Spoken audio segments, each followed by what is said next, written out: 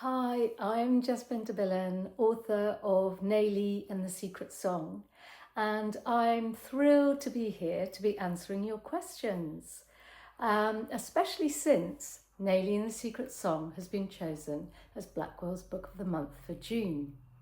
So let's get started. Question 1. What inspired you to write Naeli and the Secret Song? So in answer to the first question, the inspiration for this story came from lots of different places. When I began thinking about Naeli and the Secret Song, which obviously wasn't called Naeli and the Secret Song at the time, I knew a few things. Like I knew that I wanted to write a historical story again, and I wanted it to be an adventure and a mystery.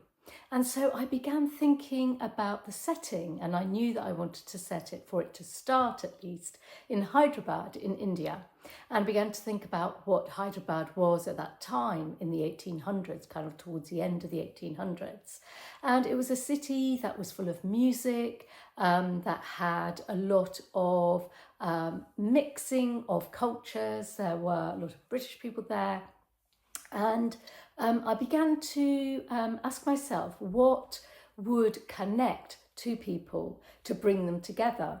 And so because Hyderabad was a city that had a lot of music, a lot of literature, I decided that I wanted my main character, Naeli, to have a musical connection. And I thought it would be great if her mum was a sarangi player and her dad, who is an English doctor, was a violinist.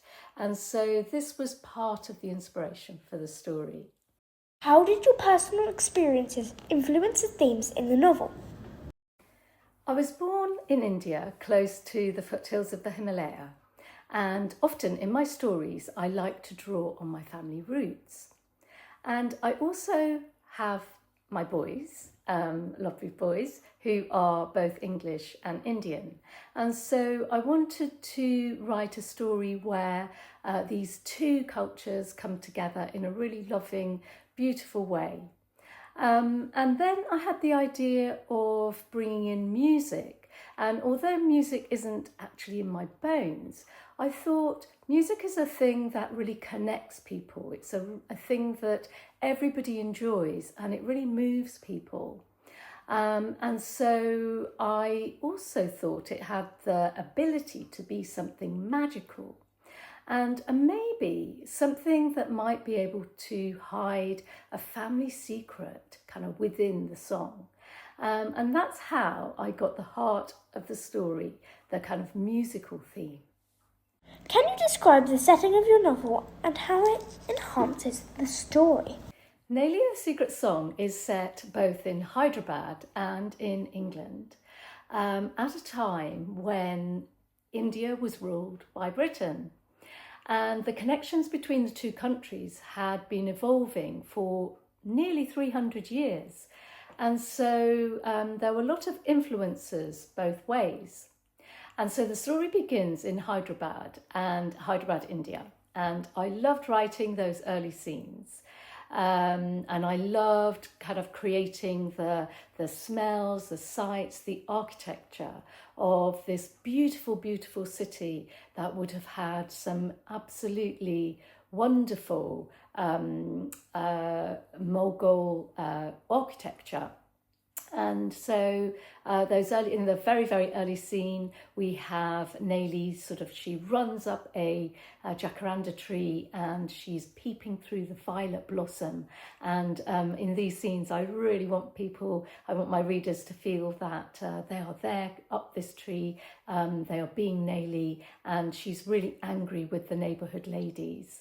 And then later on, after she makes a sea voyage to England, I really, really enjoyed creating England in the Victorian times, kind of in around like 1870s, roughly.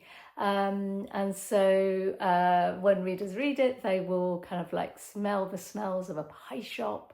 You'll be able to kind of go round a few different landmarks in London that you might recognise, like Regent's Park, and I make Naeli's house or her home where she meets her uncle Daniel for the first time in Manchester Square, and it's the most beautiful building. It's actually a museum, an art gallery now, but what I wanted to do was really to kind of create the sense that my readers were both in Hyderabad at that time and then in England, and to get the kind of like difference in feeling. And one of the parts of the setting that I really enjoyed writing was when they take a train journey, and train journeys are really exciting, and the train journey starts at St Pancras. And if you ever get the chance, if you're ever there and you look up at the huge, incredible building, you'll see that there are peacocks and there are dragons. And I thought that was a really wonderful, like a fantastic sign, a connecting of the two cultures, the two countries, peacocks for India and dragons for Britain or for England. And so I really hope I've created the atmospheres really well for the two different places. What do you hope readers take away from Naeli and the Secret Song? Firstly, I really want readers to enjoy this story. It's an exciting adventure of bravery, discovery, and finding out who you really are. I want to shine a light on a history which is sometimes overlooked, and I'd really like readers to stand in Naeli's shoes and to find out what it was like to be like Naeli of dual heritage at that time in history. I'd also love readers to maybe dig into their own history and find out who they are. And you might find some surprises. My last question is, what was your research process like for this novel? Research is always a part of the writing process that I really enjoy. And of course, you know, it's really important for a historical story that you get all of your facts right. But for this particular story, as well as getting all of the facts together, finding out what it was like in the 1800s in India, in England, and what sorts of things were going on, I also found two bits of inspiration that that were really key to the story of Naeli and the Secret Song. And the first of these was a portrait. And this portrait is of a young Indian woman called Gemmundi, and it hangs in the National Gallery of Ireland in Dublin. And I was kind of really drawn to it because this young woman looks really independent, she looks really mysterious, and she also looks really interesting. And so, and she was married she fell in love with and married the Irish writer William Hickey. And so she was the sort of inspiration and the research for Naeli's mom. And then the other little bit of research that I did that was really key was a collection of letters that are held at the Bodleian Library in Oxford. And these letters were written by a girl called Mary Wilson. And Mary Wilson was also looking for her father. And this is where I got the inspiration for the quest that Naeli is desperate to kind of like achieve. She is desperate to find out more about her father. He's missing, or she doesn't know what's happened to him. And so this inspiration came from that bit of research. So I think, you know, with research, you never quite know how it might influence your story. So that I hope you enjoyed that little answer to your question. And thank you so much for all of those fantastic questions. Thank you for taking the time to answer my questions.